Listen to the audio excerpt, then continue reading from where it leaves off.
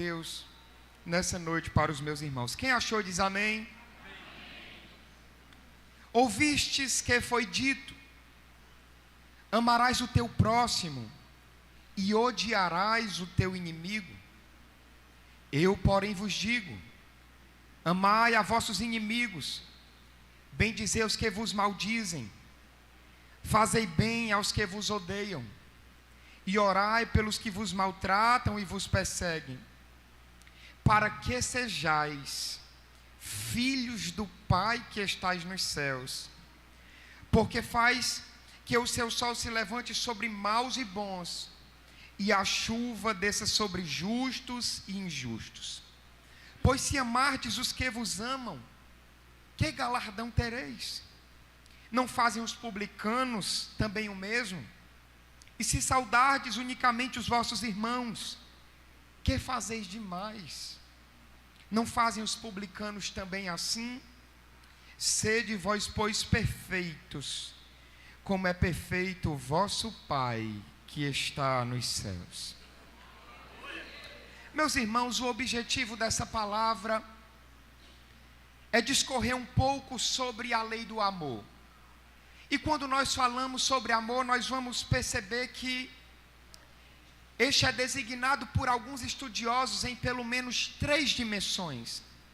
Fala-se, em primeiro lugar, sobre o amor ágape. O amor ágape é o amor divino, é o amor cristão. Ágape também era o nome que se dava à celebração do amor cristão em reuniões com estreita conexão com a ceia do Senhor. Mas os estudiosos, eles vão falar sobre um segundo tipo de amor, que é o amor eros.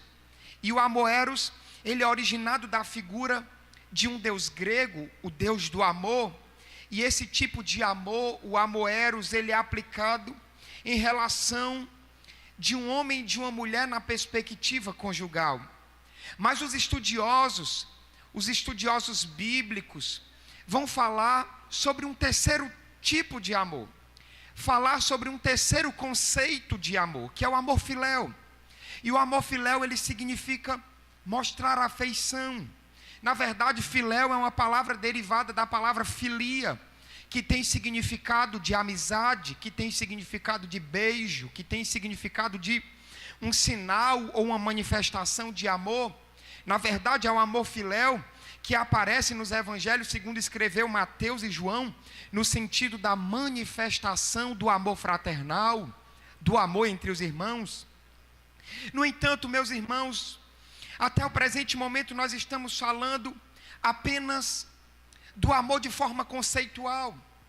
Até o presente momento nós estamos falando de tipos de amor, de conceitos de amor, de teorias de amor. Entretanto, meus irmãos, este definitivamente não é o objetivo dessa mensagem. Eu acho que não seria muito interessante nós ficarmos aqui divagando, falando de teorias de amor, de conceitos de amor, de uma maneira abstrata, de uma maneira filosófica. Na verdade, meus irmãos, eu trago uma palavra simples da parte de Deus. E o objetivo dessa reflexão é discorrer simplesmente sobre o amor na prática, sobre o amor no cotidiano, nas nossas ações, nas nossas relações. E diante dessa simples proposta, meus irmãos, a única pergunta que nos resta essa noite é: como nós temos vivido o amor em nosso dia a dia? Como nós temos vivido o amor em nossas relações? Como nós temos vivido o amor de manhã, à tarde, de noite, em casa, no trabalho? E se fizermos uma análise séria sobre esse questionamento, e se não formos hipócritas e fariseus com nós mesmos, nós vamos perceber que no mundo que nós estamos inseridos, geralmente o amor não tem sido uma das coisas que nós buscamos e seguimos com fidelidade. E eu digo isso pelo menos em alguns aspectos. E nós podemos perceber muito claramente nesse mundo caído, nesse mundo pós-Gênesis 3, nesse mundo que a Bíblia diz que jaz no maligno, que existe uma tendência no ser humano, em cada um de nós, de apelar para uma justiça, para uma lei, que diz: eu amo a quem me ama, e odeio quem me odeia. Eu respeito quem me respeita e desrespeito quem me desrespeita. Existe uma tendência no ser humano caído, que vive neste mundo de pecado, que é apelar para a justiça, que diz: eu honro quem me honra e desonro quem me desonra. Mas, meus irmãos, quando nós conhecemos uma pessoa que se chama Jesus Cristo de Nazaré, nós nos deparamos consequentemente com uma lei completamente diferente da lei que rege o mundo. Quando nós conhecemos a Jesus Cristo de Nazaré, nós nos deparamos consequentemente com a lei do amor. Mas essa lei aparentemente não tem muita lógica para a maioria dos seres humanos. A lei do amor que nós encontramos no Evangelho, na pessoa bendita de Jesus, ela não faz muito sentido para muitas pessoas. Eu vou explicar por quê. Porque a lei do amor que Cristo nos ensina, ela é fundamentada por basicamente duas coisas: misericórdia e compaixão. E por termos dificuldade, meus irmãos, de entendermos e vivermos de forma misericordiosa e de forma compassiva, nós temos muita dificuldade de entender e, sobretudo, de viver a lei do amor que Cristo nos apresenta. Mas eu creio, meus irmãos, profundamente, e é por isso que eu estou aqui nessa noite, que o Espírito de Deus está aqui nessa casa, que a palavra de Deus está exposta nessa noite, e Cristo tem uma palavra para o teu coração. Cristo marcou esse encontro, essa palavra tem um destino específico nessa noite. Mas voltemos para o texto, meus irmãos. Quando nós olhamos para o texto descrito e lido em Mateus, nós vamos nos deparar nos 2 primeiros versículos com duas atitudes completamente diferentes, com duas atitudes completamente opostas, antagônicas. A primeira atitude é a atitude do homem e da mulher que não conhece a Deus, do homem e da mulher que vive na prática do pecado, que não foi transformado por meio do Evangelho de Cristo. É a atitude do homem e da mulher que não teve a sua vida transformada e não é a habitação do Espírito Santo de Deus. E a segunda atitude é a atitude do próprio Cristo, é a atitude do próprio Deus encarnado. Mas vamos por partes. Sobre as atitudes desse homem natural que não conhece a Deus, essa atitude, ela está descrita no verso 43, e Jesus vai dizer: ouvistes o que foi dito, amarás o teu próximo e odiarás o teu inimigo. O mandamento que diz amarás o teu próximo como a ti mesmo, ele está descrito em Levítico, capítulo 19, versículo 18, e o texto em sua integralidade, ele nos diz: não te vingarás, nem guardarás ira contra os filhos do teu povo, mas amarás o teu próximo como a ti mesmo. Perceba essa palavra. A lei contida no Antigo Testamento que dizia amarás o teu próximo, fazia alusão específica aos filhos do teu povo. Isso significa que essa lei, que esse mandamento, que essa ordenança de Deus, ela foi destinada a uma nação específica, aos filhos de Israel, a nação de Israel. E aqui o mandamento era para o povo amar o seu próximo. E o próximo, no contexto bíblico, estava se referindo não apenas aos familiares, mas também aos vizinhos, aos parentes. Então, perceba, o povo da nação de Israel tinha por força de lei, lei de quem? Lei do Senhor. A lei era do Senhor, foi o Senhor que estabeleceu a lei, e essa era uma lei de amor, era uma lei de respeito, era uma lei de comunhão. Portanto, perceba que os judeus, a nação de Israel, tinha por força de lei que amaram uns aos outros. Mas se você for ver em outros textos ainda do Antigo Testamento, você vai ver que Deus, ele não tinha uma aversão aos outros povos. Tanto é que ele diz: vocês precisam acolher as viúvas, vocês precisam acolher os órfãos, vocês precisam acolher os estrangeiros. Lembre-se que um dia vocês eram estrangeiros e escravos em uma terra estranha. Portanto, cuidem dos estrangeiros, cuidem das viúvas, cuidem dos órfãos. Mas aqui uma coisa me chama a atenção. A lei de Deus era uma lei de amor. Entretanto, as autoridades religiosas daquela época, eu vou repetir isso daqui. As autoridades religiosas daquela época acrescentaram à lei de Deus a seguinte frase: e odiarás o teu inimigo. Entenda essa palavra. A lei proibia aos judeus que se odiassem uns aos outros. Pelo contrário, a lei de Deus expressamente obrigava que um judeu se amasse mutuamente. Em contrapartida, os religiosos, aqueles que detinham a fala, aqueles que organizavam a religião daquele tempo, começaram a pregar e incitar o ódio aos seus inimigos. E entenda, inimigos aqui no contexto bíblico, a todos aqueles que não eram judeus, a todos aqueles que eram estrangeiros, conhecidos como gentios. E eu acredito, meus irmãos, que diante dessa fala introdutória, alguma inquietação na sua mente e no seu coração esteja surgindo. Porque como é possível autoridades religiosas, homens que deveriam honrar a palavra de Deus, homens que deveriam viver o amor, homens que deveriam expressar através das suas vidas e ações a misericórdia, agora estavam pregando ódio contra pessoas pelo simples fato de serem pessoas de outras nações. É um absurdo, meus irmãos. Mas eu confesso que isso ficou remoendo meu coração, pastor Adaías. E eu fiquei pensando como aquele povo estava com o coração endurecido, como aqueles homens que deveriam ser representantes de Deus na terra, boca de Deus na terra, agora estavam pervertendo a lei que Deus havia estabelecido. E eu fiquei, meus irmãos, me questionando, e muitas perguntas foram chegando à minha mente, não perguntas que precisam responder aos dias de Jesus, não perguntas que remontem a 2000 anos atrás, não perguntas que nos façam voltar milênios e milênios que já se passaram, não, mas perguntas que precisam, meus irmãos, responder às nossas inquietações hoje, perguntas que devem responder às nossas indagações e aquilo que nós estamos vivendo nos dias de hoje.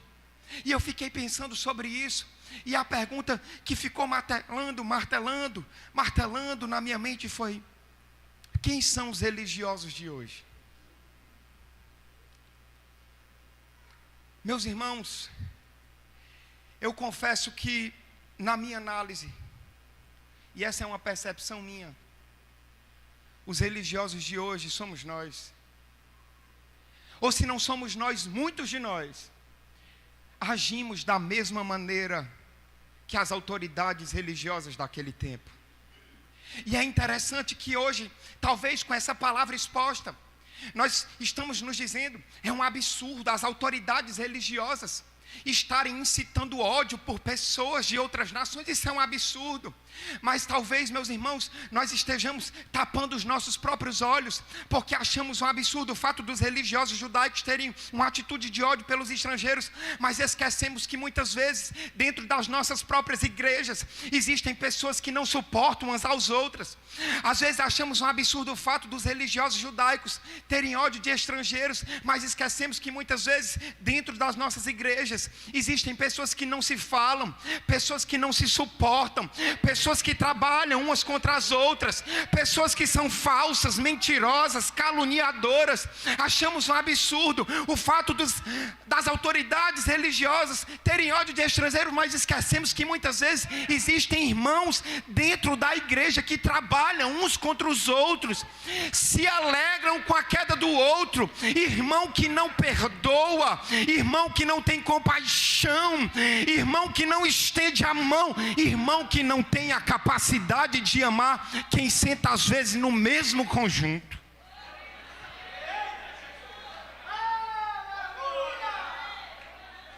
E diante dessa triste realidade, a indagação que fica para todos nós, meus irmãos, a começar pelo pregador, é que se não tivermos a capacidade de amar as pessoas que nos cercam, se não tivermos a capacidade de amar os nossos familiares, se não tivermos a capacidade de amar e de respeitar os nossos pais, se não tivermos a capacidade de amar e respeitar os nossos avós, se não tivermos a capacidade de amar os nossos, as pessoas que fazem parte da mesma igreja que a gente, como é que você vai abrir a boca e dizer que é crente por aí?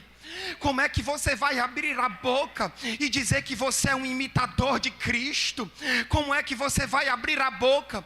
Como é que você vai pregar? Como é que você vai fazer missões? Porque se você não tem capacidade de amar os teus, se você não tem capacidade de amar os teus familiares, os teus irmãos em Cristo, em nome de Jesus, me responda, como é que você vai amar os mendigos?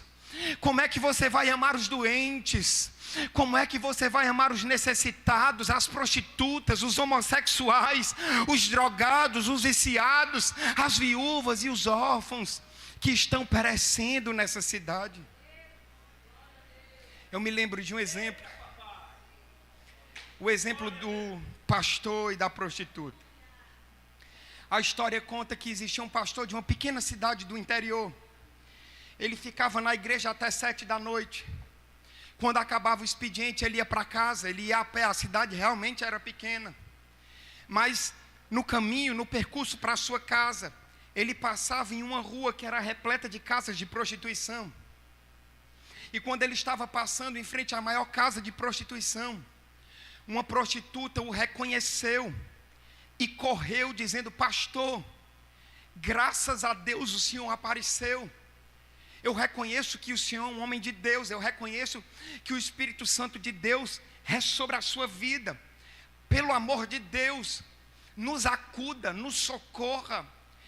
Existe uma amiga minha que está prestes a tirar a sua própria vida dentro dessa casa de prostituição. E nós não sabemos o que fazer. Nós não sabemos como agir. Mas graças a Deus o Senhor apareceu, um homem de Deus. E o coração daquele pastor até foi tocado, até ficou quebrantado. Mas que situação difícil. Ele não poderia entrar ali. Ele era um sacerdote de Deus. Ele era um homem íntegro. Afinal, se alguém visse, o que poderiam dizer? O que poderiam interpretar? Quais histórias poderiam sair daquele ato, daquela situação? E ainda em movimento, porque nem parou, ele disse: minha filha, infelizmente eu não posso lhe ajudar. Quando chegar em casa eu oro por você. E aquele pastor foi apressadamente para casa. Chegou, a sua esposa estava banhada, cheirosa. A janta estava posta sobre a mesa. A esposa daquele pastor lhe recebe com um abraço, com um beijo. E o pastor não consegue esquecer o que tinha acontecido 5 minutos atrás. E ele começa a relatar: minha filha, eu preciso te dizer o que aconteceu. E começou a relatar. E ao final daquela história, ele finaliza como um bom homem de Deus, como um bom sacerdote, dizendo: mas não se preocupe, minha filha, eu não entrei naquela casa imunda. Como um homem santo, como um homem digno, como um sacerdote fiel de Deus, eu cumpri o meu papel de não me contaminar. E para surpresa daquele pastor, a esposa dele olha para ele e diz: mas existe uma vida que está perecendo, mas existe uma vida que está necessitando. E qual é o seu papel enquanto sacerdote diante dessa situação? E ele diz: o que é que você quer que eu faça? Ele disse: volte, ore por quem está necessitando. O pastor ficou assustado, ficou sem entender muito bem aquela situação, correu. Quando entrou naquela casa de prostituição, aquela mesma prostituta que havia o abordado minutos antes olhou para o pastor em prantos e disse: pastor, infelizmente o senhor chegou tarde demais. E são muitas as lições que ficam com esse simples exemplo. Mas a verdade, meus irmãos, é que existem vidas que estão se perdendo exatamente agora nesse bairro. É que existem vidas que estão se perdendo exatamente agora nessa cidade.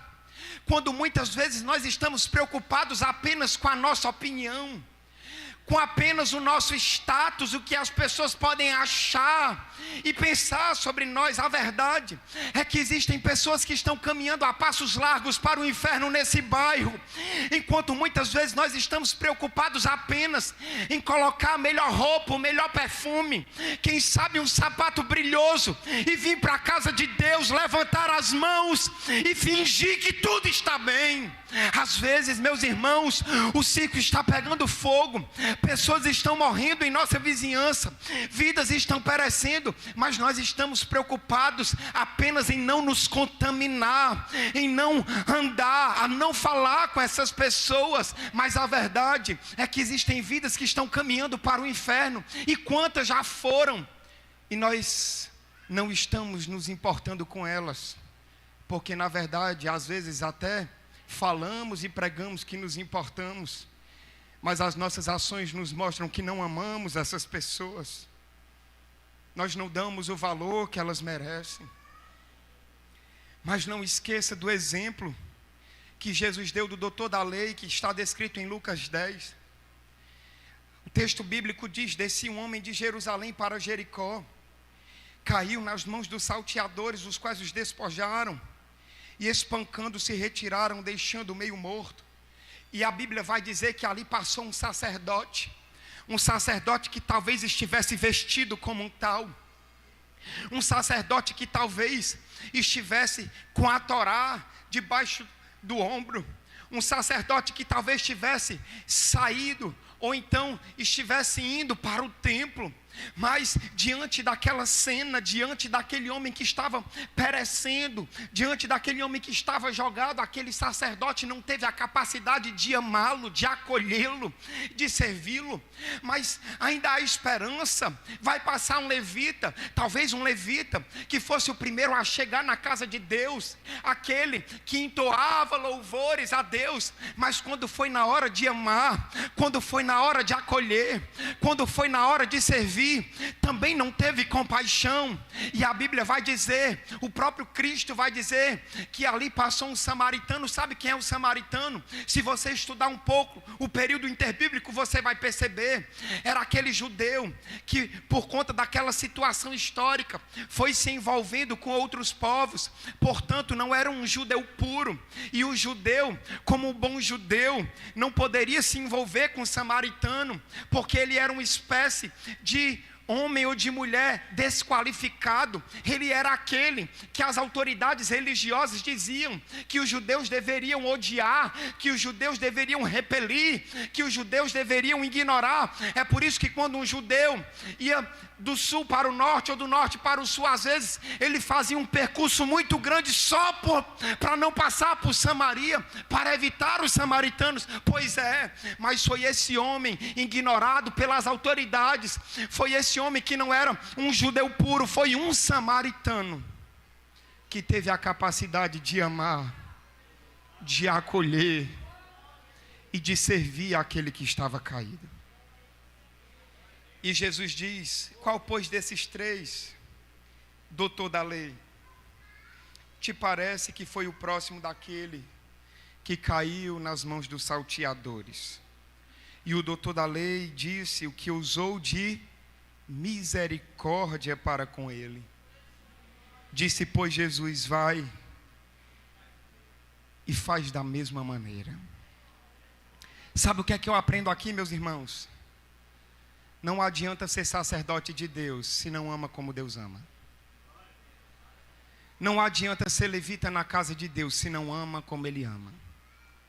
Não adianta ser pastor, não adianta ser pregador se não ama como Deus ama. Não adianta cantar na igreja, não adianta ser ministro de louvor se você não ama como Jesus ama. Não adianta estar em todos os cultos, não adianta cumprir todos os ritos religiosos se você não ama como Ele ama. Não adianta se vestir bem, não adianta cantar para os quatro cantos que você é santo se você não ama como Jesus ama. Se você de fato é um discípulo de Jesus, você tem que entender que o amor está acima de todas as coisas. O amor está acima de qualquer preconceito. O amor está acima do que podem pensar e falar sobre você. O amor está acima do que as pessoas podem cogitar a seu respeito, mas não. Às vezes fazemos uma grande campanha evangelística. Irmãs aceitam a Jesus, aí no outro dia a pobre coitada chega na igreja, querendo entender o que é isso, querendo entender como é que funciona isso, aí a irmã chega de short, aí a igreja vai e termina de matar a irmã que acabou de nascer de novo. Aí às vezes o irmão está empolgado, chega para servir a Jesus, aí o irmão chega de short, aí o pastor da congregação vai e não deixa o adolescente entrar porque está de short. Isso não acontece aqui no Bom Jardim, mas em muitas outras igrejas acontece. Meus irmãos, nós precisamos, como eu falei quinta-feira, estar com os nossos olhos fitos na pessoa bendita de Jesus. Jesus é o nosso maior exemplo. Jesus é o nosso maior referencial. Quem concorda com isso, levante a mão e diga amém. Se Cristo é o nosso referencial, se Cristo é o modelo, nós precisamos olhar para Ele. O Cristo que nós servimos e pregamos é o nosso maior exemplo de como amar as pessoas, independente de quem fosse, independente da situação, independente de qualquer coisa. Jesus não estava preocupado com a opinião dos religiosos, Jesus não estava preocupado com a opinião dos políticos, Jesus estava preocupado em levar luz para aqueles que estavam em trevas. Jesus estava preocupado em resgatar e dar vida àqueles que estavam perecendo nas valas daquele tempo. Jesus estava preocupado em amar as pessoas de forma incondicional, porque o Cristo de Deus reconhece o valor que existe em uma vida. É por isso que, diferente da atitude do homem natural descrita no versículo 43, no versículo 44, Jesus ele traz uma nova perspectiva. Ele diz: olha, vocês estão escutando isso, eu porém vos digo, amai os vossos inimigos, bendizei os que vos maldizem, fazei bem aos que vos odeiam, e orai pelos que vos maltratam e vos perseguem. Meus irmãos, perceba a preciosidade do que Cristo está dizendo. Jesus vem apresentar nesse versículo o novo e verdadeiro sentido da lei, em contraste com a interpretação equivocada, errada, dos religiosos judaicos de sua época. Jesus, de uma forma tão magnífica, mas ao mesmo tempo tão simples, estava mostrando através de sua pregação, através de sua palavra, mas mais do que isso, através de sua vida, de suas ações, que o período da lei tinha ficado para trás, ou pelo menos o período de uma percepção equivocada e errada dessa lei, e que agora junto com ele estava estabelecido, meus irmãos, um tempo de graça, um tempo de misericórdia, um tempo de perdão e sobretudo um tempo de amor. Quer um exemplo disso? Aquela mulher que foi pega em adultério, quem lembra dessa história? E foi levada até Jesus para ser apedrejada, quem lembra dessa história? Segundo a lei, meus irmãos, existia uma lei, sim ou não? Aquela mulher foi pega em adultério, sim ou não? Ela deveria ser apedrejada, sim ou não? Ela deveria ser morta, sim ou não? Portanto, perceba, segundo a lei não existia solução para ela. Segundo a lei já não existia mais a possibilidade daquela mulher se reerguer. Já não existia mais possibilidade de perdão, já não havia mais possibilidade de misericórdia, já não existia mais aquela possibilidade de ser amada e de ser reintegrada à sociedade. Mas eu louvo a Deus, meus irmãos, porque com Jesus é diferente, porque com Jesus tem graça, com Jesus tem misericórdia, com Jesus tem perdão, com Jesus tem amor.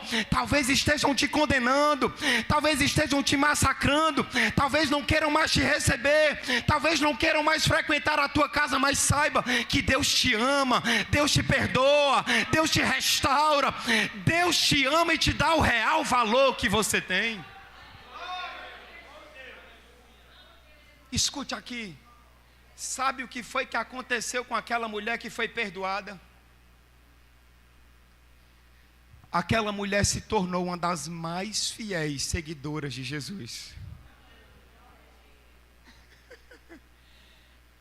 Sabe por quê? Diga comigo, porque o amor de Jesus é transformador. Esse mesmo amor que um dia alcançou aquela mulher, um dia me alcançou, é por isso que eu estou aqui pregando nessa noite. O mesmo amor que alcançou aquela mulher um dia também te alcançou, é por isso que você está aqui, levantando sua mão e agradecendo por esse amor, por essa graça, por essa misericórdia que nós não merecemos, mas Ele nos amou e nos alcançou. Sabe o que é que eu não entendo? Pessoas que foram alcançadas por esse amor, mas não conseguem, não querem manifestar esse amor a outras pessoas. Sabe o que é que eu não entendo? Sabe qual é a conta que não bate? Pessoas que foram amadas, perdoadas, alcançadas sem merecer, e agora que foram alcançadas, não querem viver de acordo com esse amor transformador.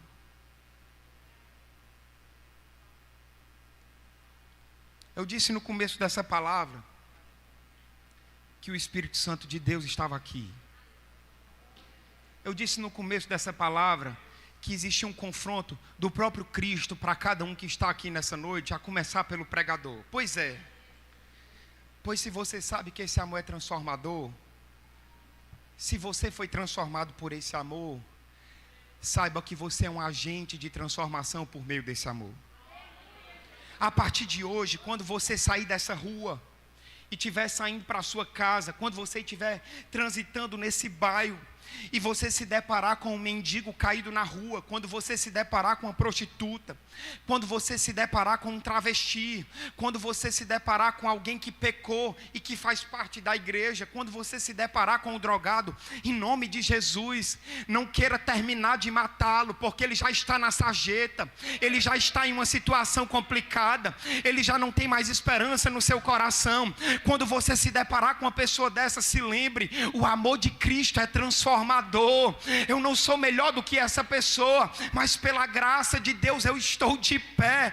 E se você está de pé, cuidado para não cair, mas se você está de pé, acolha essas pessoas, ame essas pessoas, abrace essas pessoas, porque Deus quer te usar como agente do reino que foi implantado na terra.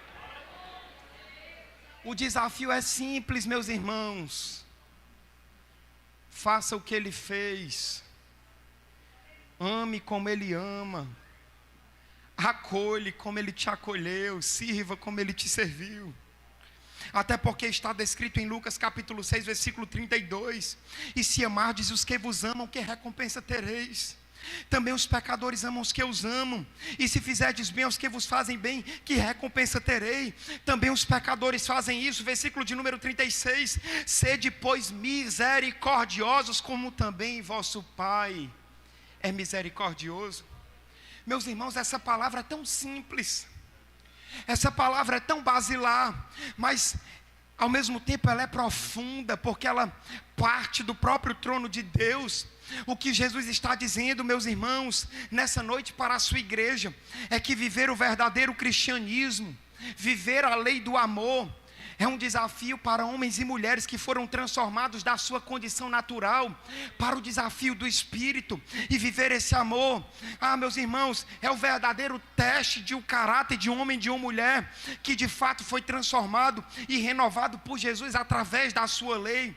Aí talvez você esteja pensando nesse momento: é muito fácil, pregador, você vir aqui no Bom Jardim,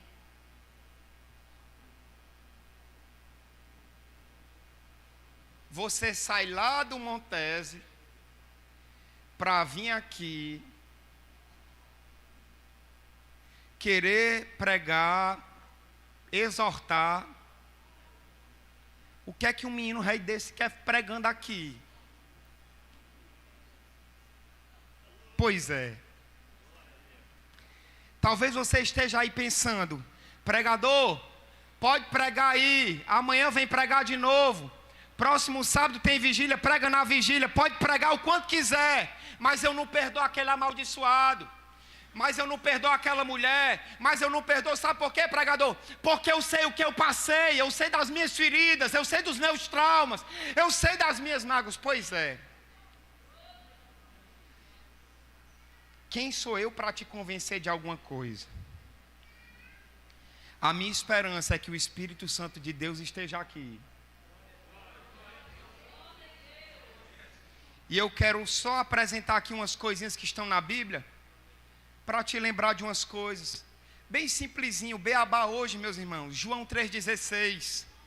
Porque Deus amou o mundo de tal maneira, que deu seu Filho unigênito para todo aquele que nele crê, não pereça, mas tenha vida eterna. Eu não sei se você para pensar nesse versículo, porque todo mundo conhece, mas o que o texto está dizendo é que o Filho de Deus, o próprio Cordeiro de Deus, morreu numa cruz, pagando um preço, que era meu e seu. O que esse texto está dizendo é que por causa do amor infinito de Deus, Ele deu o que Ele tinha de melhor, Ele deu o seu próprio Filho, para que hoje nós pudéssemos ter vida. E esse Filho que morreu, Ele era santo, Ele era perfeito em tudo, era aquele que não conheceu o pecado. É por isso que lá em 2 Coríntios capítulo de número 5, versículo de número 21, o texto vai dizer: aquele que não conheceu o pecado, pois é, foi esse, ele se fez pecado por nós, para que nele fôssemos feitos justiça de Deus.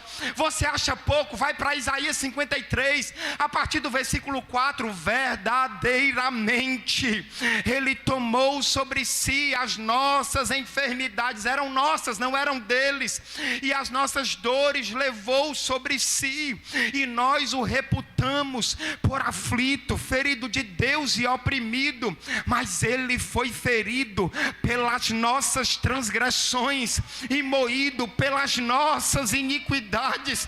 O castigo que nos traz a paz estava sobre ele, e pelas suas pisaduras fomos sarados. Sabe qual era a nossa situação? O texto diz: todos nós andávamos desgarrados como ovelhas, cada um se desviava pelo seu caminho, mas o Senhor fez cair sobre ele. Mas o Senhor fez cair sobre ele, a iniquidade de todos nós. Ele foi oprimido, mas não abriu a boca. Como um cordeiro foi levado ao matadouro, e como ovelha muda perante os seus tosquiadores, ele não abriu a boca.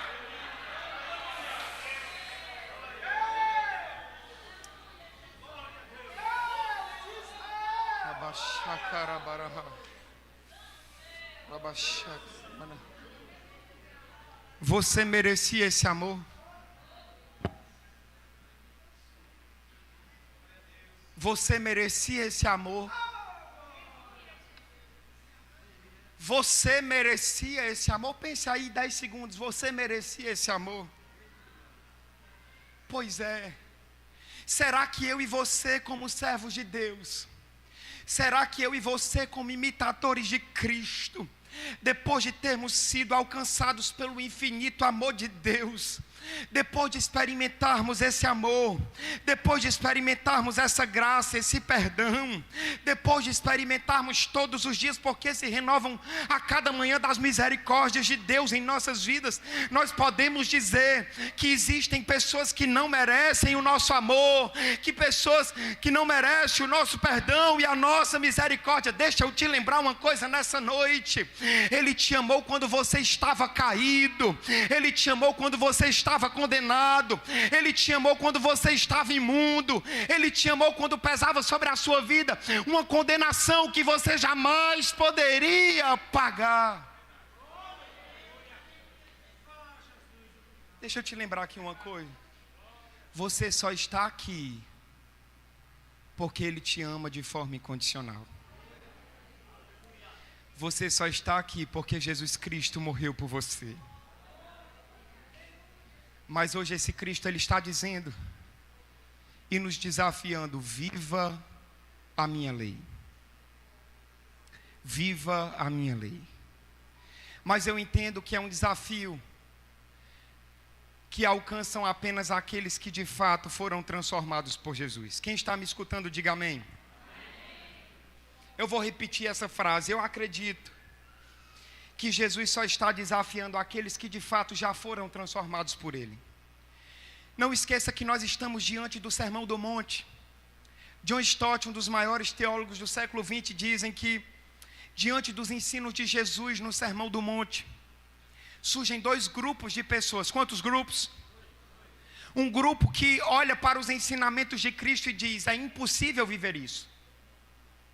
Na verdade, esses ensinamentos de Jesus não passam de utopia, de ensinos inalcançáveis de serem vividos. É impossível viver isso. Esse é o primeiro grupo. Mas existe um segundo grupo que se levanta diante dos ensinos de Jesus no Sermão do Monte.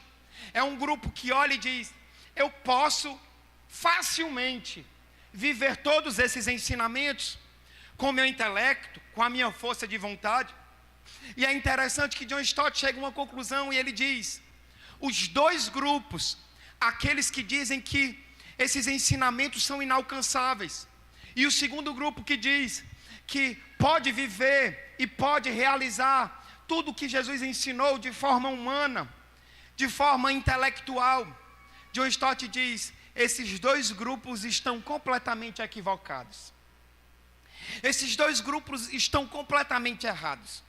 E ele chega a uma conclusão que ele diz: só existe um jeito, só existe uma forma, só existe um caminho para alguém viver o que Cristo ensina no Sermão do Monte.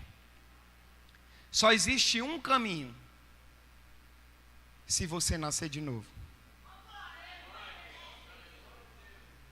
Só existe um caminho para você viver o que Cristo nos ensinou no Sermão do Monte: se você for a habitação do Espírito Santo de Deus. E talvez nós estejamos nos perguntando: por que dentro das nossas igrejas existem tantas pessoas que não têm misericórdia? Por que dentro da igreja existem tantas pessoas que não têm compaixão, que não conseguem amar e perdoar? Simples, meus irmãos, porque precisam nascer de novo.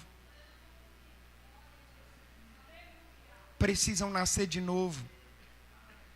Precisam se converter.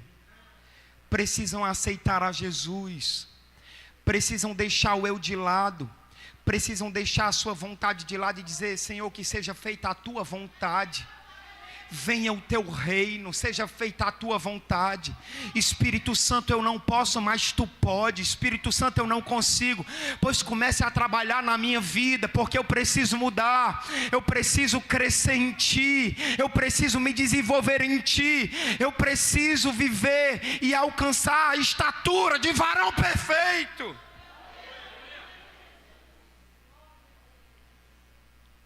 Eu preciso avançar, meus irmãos, porque o tempo já está avançando. Mas eu acredito que a igreja está entendendo que o Espírito Santo está ministrando. Mas afinal, irmão Gaio, qual é o grande propósito de viver essas atitudes cristãs? Está descrito no versículo 45, pastor Adaías: para que sejais filhos do Pai que estás nos céus. E foi essa palavra que me chamou a atenção, porque hoje é o dia dos pais, né? E aí eu estava olhando e esse texto saltou aos meus olhos. Para que viver a lei do amor? Para que viver todos esses ensinamentos cristãos? Por que observar a lei do Senhor é tão importante? Aí o versículo 45 é claro: para que vocês sejam filhos do Pai que está nos céus. Aí você pode perguntar: quer dizer, irmão Gaio, que eu devo cumprir esse mandamento do amor para ser filho de Deus? Não. Olhando a grosso modo, não. E eu não preciso burlar a palavra, eu não preciso distorcer a palavra. E todos nós sabemos, porque essa igreja é doutrinada, essa igreja é ensinada, que mediante o sacrifício de Jesus Cristo, quando nós o aceitamos, nós já podemos ser chamados filhos de Deus. É isso que está descrito em João, capítulo de número 1, a partir do versículo 10, quando o texto nos diz: estava no mundo, e o mundo foi feito por ele, e o mundo não o conheceu. Veio para o que era seu, e os seus não receberam. Mas a todos quanto receberam, deu-lhes o poder de serem feitos filhos de Deus, Deus aos que creem no seu nome. É isso que João vai dizer na sua primeira carta, no capítulo de número 3, versículo de número 1. Vede quão grande amor nos tem concedido o Pai, que fôssemos chamados filhos de Deus. Só aqueles que se alegram por saber que existe um Pai que está entronizado, só aqueles que se alegram em ser filhos e filhas do Deus Todo-Poderoso, levante uma de suas mãos e agradeça a Ele nessa noite. Portanto, meus irmãos, o tornar-se filhos de Deus nesse texto e no contexto, ele não implica uma condição, porque nós já somos filhos de Deus mediante o sacrifício de Jesus na cruz quando o aceitamos. Mas entenda, porque essa palavra é muito preciosa, o tornar-se filhos do Pai Celestial, quer dizer que Deus espera que os seus filhos reflitam na sua palavra. O tornar-se filhos do Pai Celestial quer dizer que Deus espera que os seus filhos reflitam nos seus princípios e nos seus mandamentos.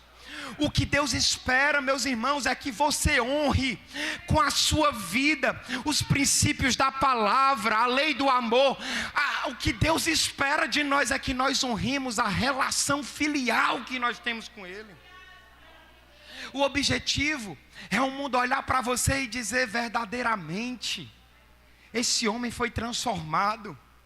Mas o que é que acontece na prática, meus irmãos? Muitos irmãos passam na rua e as pessoas olham ali, ó, crente ali, ó, fez compra ali e nem pagou. Olha ali o irmão, ó, está na igreja ali todo dia, mas é traindo a esposa. Olha ali aquela irmã, meu Deus do céu, você não sabe o que ela faz. Não, meus irmãos, o que Deus espera é que nós honremos a relação filial que nós temos com Ele. O que Deus espera é que você passe na rua e as pessoas digam: olha ali, ali vai um filho de Deus, ali vai uma filha de Deus. Olha, verdadeiramente aquele jovem foi transformado pelo Espírito Santo de Deus. O que Deus quer é isso, o que Deus espera é isso dos seus filhos. É o mundo ver que o seu caráter foi moldado por Cristo. É o mundo ver que você de fato é um imitador de Jesus. Nós precisamos entender, meus irmãos, que viver em Cristo nos eleva a uma condição que as pessoas esperam mais de nós. Eu não estou falando de ser bem educado. Todo mundo deveria ser bem educado, cristão ou não cristão. Mas o cristão, ele não deve ser apenas educado, gentil. O cristão, ele tem que ir além. Ele tem que amar. Ele tem que ser amável. Ele tem que acolher. Ele tem que abraçar e servir quem não merece. Sabe por quê? Porque não existe nada mais importante no verdadeiro cristianismo do que vidas. O problema é que entrou uma teologia da prosperidade, que dá mais valor aos bens, às casas, aos carros. Mas deixa eu te trazer de volta para o Evangelho. O que há de mais importante são pessoas, são vidas. Uma prostituta ou um travesti que está no esquina é mais importante do que o teu carro. Um mendigo que está caindo na rua é mais importante do que a tua casa. O Espírito Santo de Deus está falando com pessoas aqui. O Espírito Santo de Deus está falando com pessoas aqui. Eu me caminho para o final.